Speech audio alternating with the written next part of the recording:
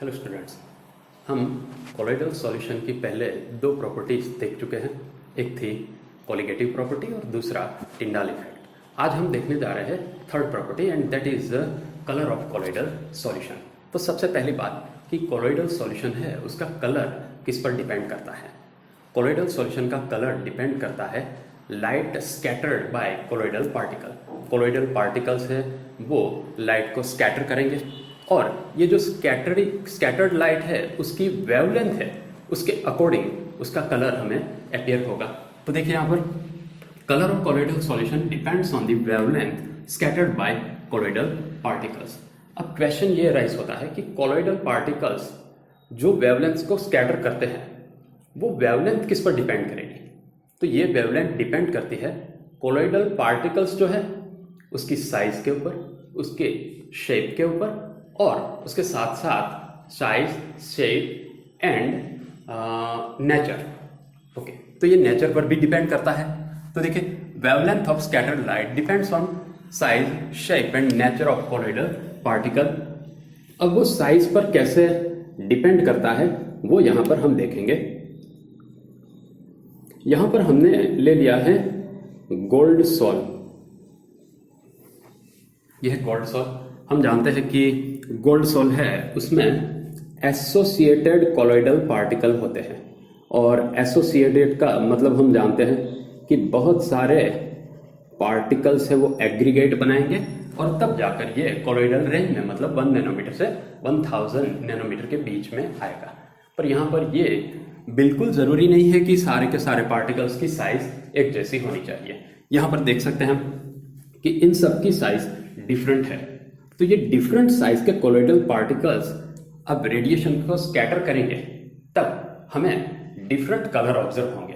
जैसे कि यहाँ पर ये अलग अलग साइज के पार्टिकल्स हैं वो लाइट को जब स्कैटर करते हैं तब सबसे छोटा पार्टिकल यहाँ पर जो है that will scatter light of red colour. यहाँ पर हमें इसकी वजह से रेड कलर अपीयर होगा।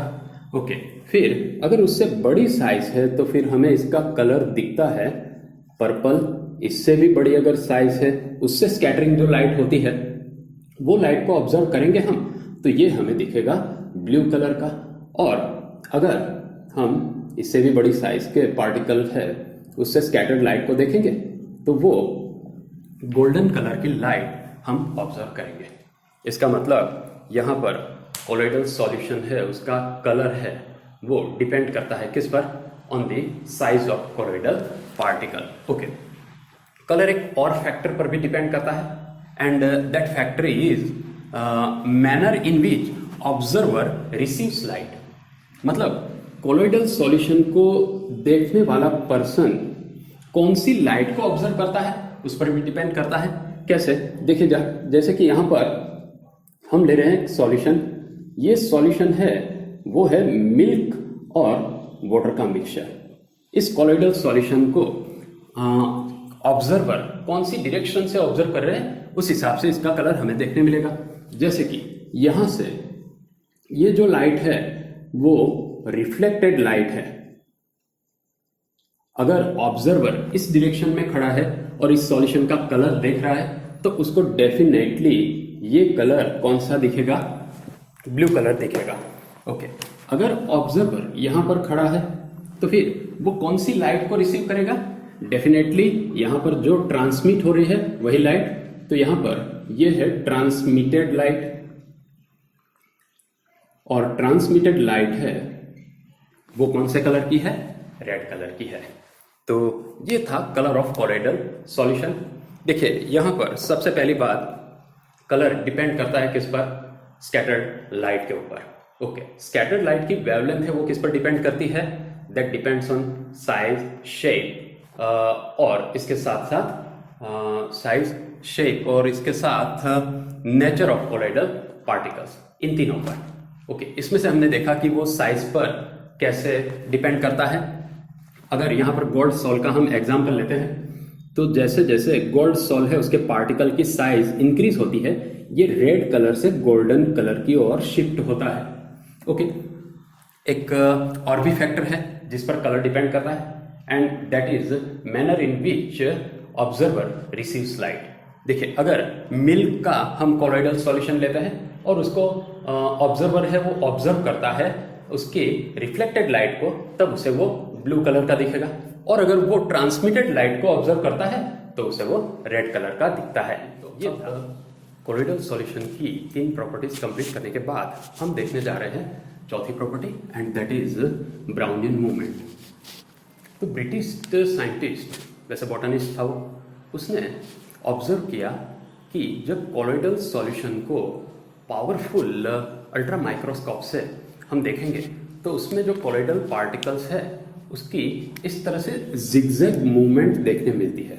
ये कोलॉइडल पार्टिकल्स किसी भी डायरेक्शन में इस तरह से कंटिन्यूअसली मूव करते हैं ऑल ओवर द फील्ड। मतलब हम जिस सॉल्यूशन को ऑब्जर्व कर रहे हैं उसमें ये कंटिन्यूअसली इस तरह से मूवमेंट करता रहता है, और इस मोशन को नाम दिया गया ब्राउनियन मूवमेंट। अब सबसे पहला क्वेश्चन ये है कि ये ब्राउनियन मूवमेंट है वो किससे इंडिपेंडेंट है और किस पर डिपेंड करता है। तो सबसे पहली बात, it is independent of nature of the colloidal particle.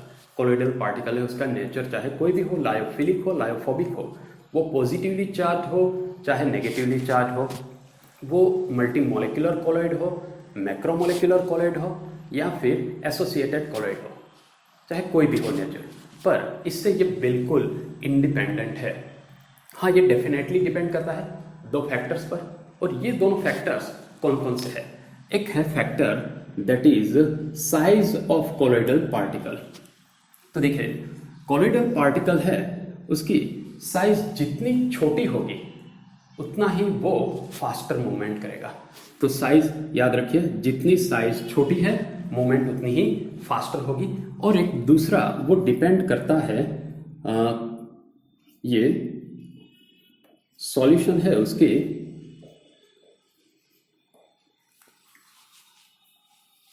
Viscosity of solution. तो इसमें याद रखें, lesser the viscous colloidal solution faster is the movement. देखिए, जैसे कि हम यहां पर एक एक्सपेरिमेंट देखेंगे। एक सिलेंडर है, इस सिलेंडर में हमने लिया है वाटर, और यहां पर इस सिलेंडर में हमने ले लिया है ऑयल। हम जानते हैं कि इन दोनों में से विस्कोसिटी ज्यादा किसकी है? डेफिनेटली ऑयल की विस्कोसिटी ज्यादा होती है। देखिए, विस्कोसिटी और डेंसिटी दोनों अलग बात है। डेंसिटी इसकी ज्यादा है पर विस्कोसिटी ऑयल की ज्यादा होती है। अब यहां पर से किसी एक सब्सटेंस को हम छोड़ देते हैं और वही सब्सटेंस को यहां पर से भी छोड़ देते हैं। तो मुझे बताइए कि ये सब्सटेंस यहां पर बॉटम तक पहुंचने में कितना वक्त लेगा? तो डेफिनेटली यहां पर ये जो वक्त लेता है वो कम होगा और यहां पर वक्त ज्यादा लेगा। तो सीधी बात है कि इस तरह से कोलॉइडल पार्टिकल्स है वो इजीली मूव कर सकते हैं। कौन से कोलॉइडल सॉल्यूशन में? जिसकी विस्कोसिटी कम होगी उसमें। तो विस्कोसिटी जितनी कम, मूवमेंट उतनी ही फास्ट होगी। ओके, यहां पर हमें ये देखना है कि क्या रीजन होता है कि इस तरह से ये जिगजैग मोशन में मूवमेंट करता रहता है। तो जिगजैग मोशन में मूवमेंट करने का रीजन देखते हैं हमने काइनेटिक थियरी पढ़ी है, और अकॉर्डिंग टू काइनेटिक थियरी सभी स्टेट में, गैसियस, लिक्विड और सॉलिड स्टेट में पार्टिकल्स कंटिन्यूअसली मूव करते रहते हैं। तो यहां पर भी जो भी डिस्पर्जन मीडियम होगा, सपोज कि यहां पर हमने कोई एक कोलॉइडल सॉल्यूशन ले लिया, उसमें डिस्पर्जन मीडियम है वाटर, तो इसके पार्टिकल्स कंटिन्यूअसली मूवमेंट करते होंगे। और यहां पर जो कोलॉइडल पार्टिकल्स है उस पर वो डिफरेंट डायरेक्शन में से स्ट्राइक करते रहेंगे। पर यह बात भी आपको क्लियर है कि सारे के सारे पार्टिकल्स, डिस्पर्जन मीडियम के पार्टिकल्स है, उसकी काइनेटिक एनर्जी सिमिलर नहीं होती। इसका मतलब यहां पर ये सारे पार्टिकल्स इस पर स्ट्राइक तो कर रहे हैं, पर इन सबका फोर्स डिफरेंट होगा, और ये डिफरेंट फोर्स की वजह से किसी एक डायरेक्शन में आगे बढ़ेगा। इसकी वजह से हमें इस तरह की जिगजैग मूवमेंट इसमें दिखती है। तो ये था रीजन।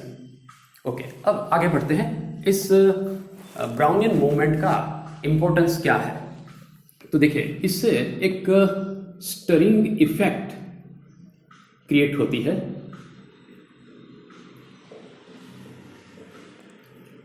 और स्टरिंग इफेक्ट का मतलब क्या होता है समझ लेते हैं। देखिए, जैसे कि मैंने यहां पर वाटर ले लिया और इसमें मैंने छोटे छोटे सैंड पार्टिकल्स ऐड कर दिए, तो सीधी बात है कि थोड़ी ही देर में ये सारे पार्टिकल्स है वो सेटल डाउन हो जाएंगे। पर अगर मैं इसको कोई एक ग्लास रॉड लेकर कंटिन्यूअसली स्टर कर रहा हूं, तो स्टर करने पर क्या होगा कि ये पार्टिकल्स है वो सस्पेंडेड रहेंगे, मतलब वो सेटल डाउन नहीं होंगे।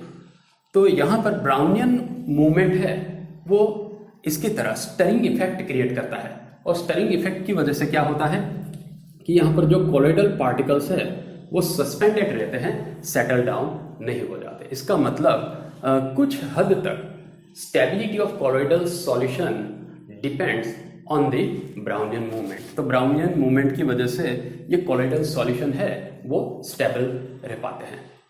ओके, यहाँ पर एक और भी इसका इंपॉर्टेंस है, और वो क्या है, वो है डिटर्मिनेशन ऑफ एवोगैड्रो नंबर। हम जानते हैं एवोगैड्रो नंबर है 6.022 इंटू 10⁻23।